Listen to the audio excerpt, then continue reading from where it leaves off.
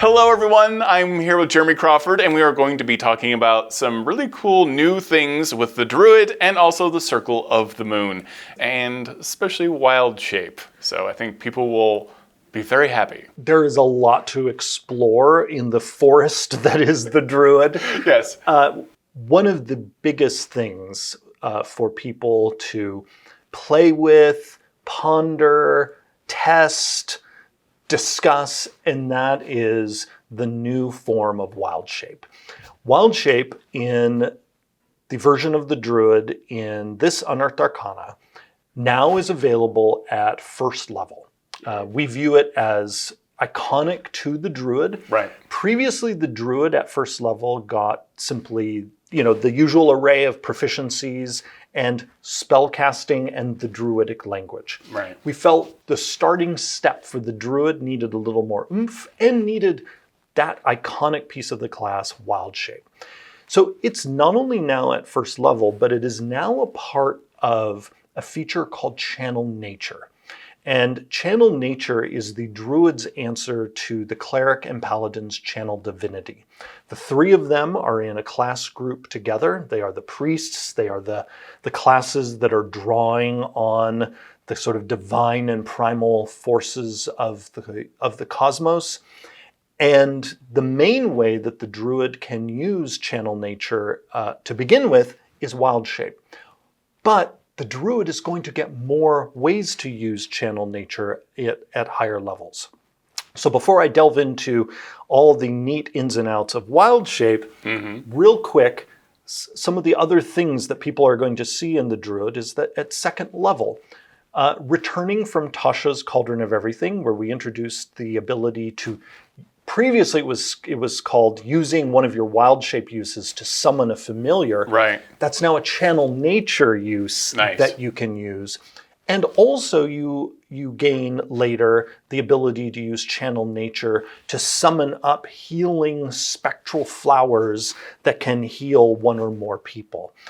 We want Druids to have more that they can do with this part of their character, because as exciting as shape-shifting is, it's not appropriate for every scene, and we occasionally find that there are Druid players who pick the class far more to be a nature magician than a shapeshifter. Right. So we're always kind of balancing those two in this class. And wild shape throughout the editions has grown more and more prominent, or like more beefy in D&D than it was initially envisioned, correct? Originally, wild shape was not the core feature of the Druid. If Right. you go all the way back to first edition D&D, it was certainly a cool feature of the Druid. Right. And it was there, but it wasn't defining for who the Druid was. Whereas over time, as the game has grown and as other games based on D&D have grown, shape-shifting has become a major part of the Druid's identity. Now, this also points at a thing that we are addressing in the Druid's design with some of the new material people are going to see here. And that is, in the last 8 years, as we've looked at player data, we have found that as beloved as the Druid is from a sentiment standpoint, in actual play, the Druid is the least played class in 5th edition of the classes that are in the player's handbook. Right. And a lot of that can be boiled down to the complexity of wild shape. The 2014 version of wild shape requires the player to not only figure out how their class works, which every D&D player, that's a part of the fun of the game, is figuring out their class. They also need to figure out how to go diving into pools of stat blocks. Yes, welcome to the Monster Manual, and you better understand your CR ratings. Exactly. And that pool is a pool that is largely designed for dungeon masters. Right. And so there are some fun things to be discovered in that pool, and many Druid players over the last 8 years have discovered fun animal options, either in the Monster Manual or in another book. But it's also just as easy to find an option that is not actually that effective. Right. Or not on theme with the Druid. I mean, I remember when Acquisitions Incorporated, the book came out, and they listed the tentacle, a giant tentacle, as a beast. I'm like, this is not drill, Druids. You can be a tentacle now. Like, I was very excited. I was like, rules is written. I can be a tentacle now. It's very important. And so one of our design goals with this new wild shape is to make it exciting and also easy to use. And so what people are now going to see here is, rather than needing to go somewhere else to find the forms that you turn into, we have provided the forms in the class itself. You're going to find when you go through that there is the animal of the land, the animal of the sky, and the animal of the sea. This triadic structure will be familiar to anyone who has been playing the Beastmaster from Tasha's Cauldron of Everything, right, where there are also 3 beast options, one of the land, one of the sea, and one of the sky. So we've now taken a very similar approach to create 3 stat blocks for the Druid, but there's a really critical difference between what we did in the Beastmaster in Tasha's Cauldron and what we're doing for the Druid here. Because in Tasha's Cauldron, that Beastmaster was finding a beast companion. In the Druid, the form you adopt is you. Yeah. And so you assume this stat block. And what was really fun to do in these new stat blocks is actually tie them to the Druid. And so when you go into these different forms, the number of the stats are going to scale with you. And that means a number of these forms will essentially keep growing with you over the course of your career as a Druid. And then you're going to decide, do you want the advantages of the land animal, which is a bit more resilient than, say, the flying animal, but who can then fly, or the aquatic animal who can breathe underwater. Just as in the 2014 Player's Handbook, the aquatic and aerial forms come at higher levels. Because in the 2014 Player's Handbook, you're not allowed to take an aquatic beast or a flying beast until you're a higher level Druid. That's still true here.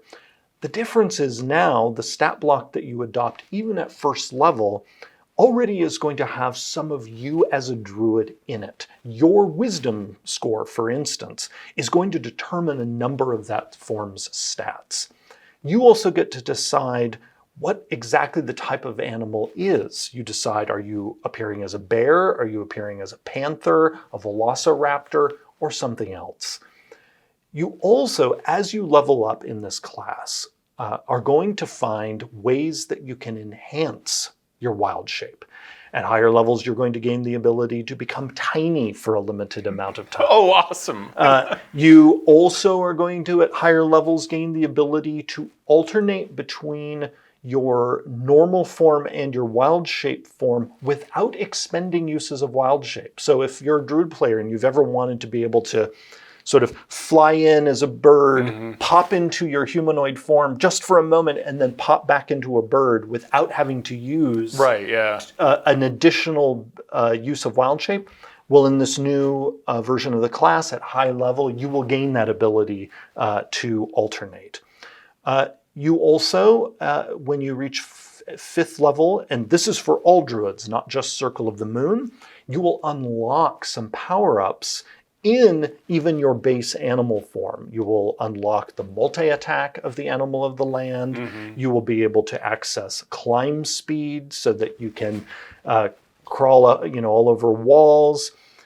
So there's a lot of juicy growth that goes on here, where the forms that you adopt are customizable in terms of their appearance. Their stats change with you. And then you also have these other channel nature options to heal people, to call a familiar to assist you. And also eventually, you're even going to gain the ability of, when you wild shape, to also use the Healing Blossoms option of Channel Nature, so that when you transform, you can also heal people or yourself around you. So the Druid has gotten a lot of really nice new abilities that are integrated together to try to not only make wild shape, this iconic feature of the class, better integrated into the class, but also better integrated with the class's broader identity of also being a nature magician, also being a healer. We wanted to make sure that these different sides of the class, again, were tied together a bit better. And heavily tied to your own character's story, because you can now, I always wanted to play a creepy druid. I only wanted to turn into a bat, or a spider, or a wolf, or maybe something even gross, you know, something a little bit more like Venom-esque, where you're like this kind of corrupted like animal creature, but different versions of it, that one that has wings, one that can swim, you know, all of that. And now you can make that part of your story. I mean, there's an entire movie where someone turns into an owlbear.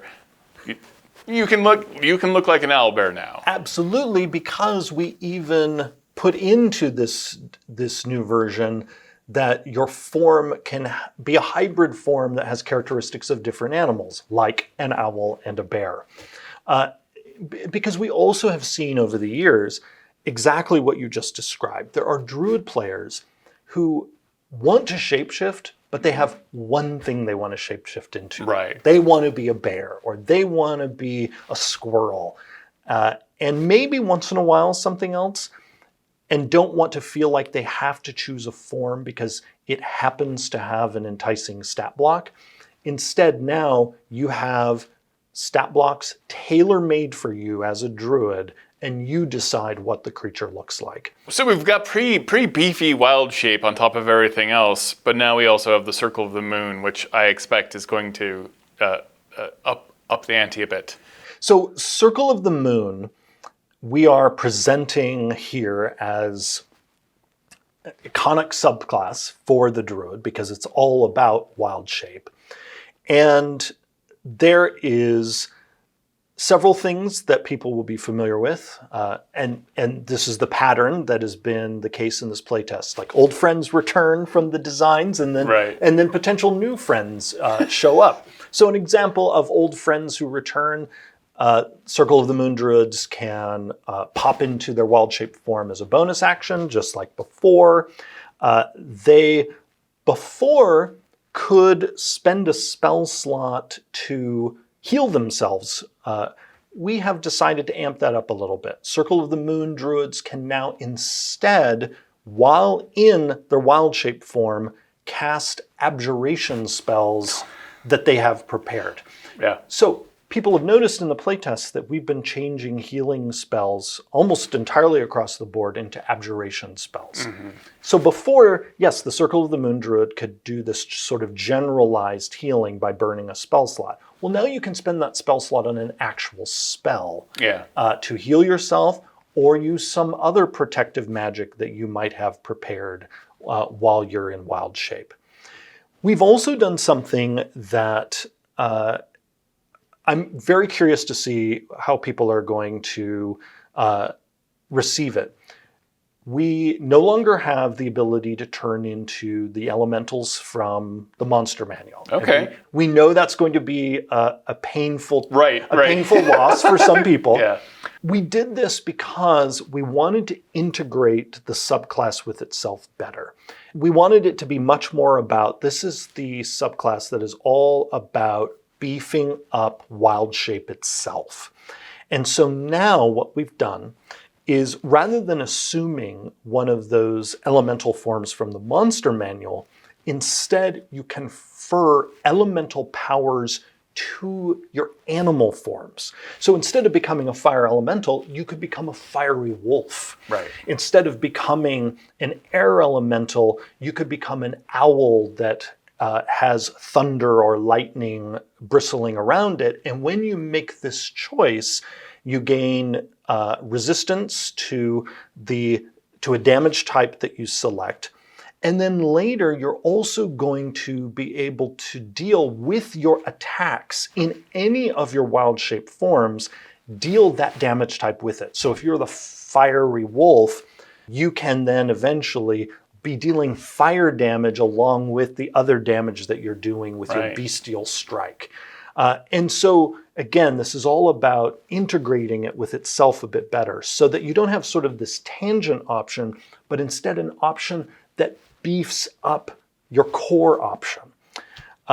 And then we still have retained the ability to, once you reach the ultimate feature in the subclass, the ability to alter your form at will with the Alter Self spell.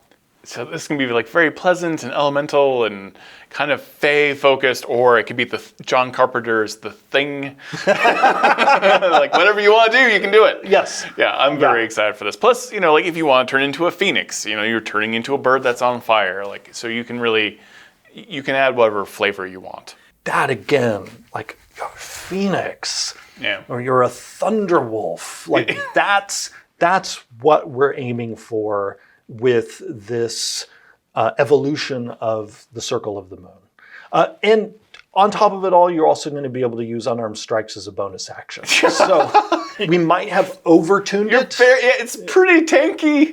Yes, which is intentional. Yeah. And this is why we have a playtest process and also a development process so that we can get things just right. No, this is perfect. We're just going to leave it here and not touch the thing. Yeah, I'm very excited for this druid. It's going to be fun.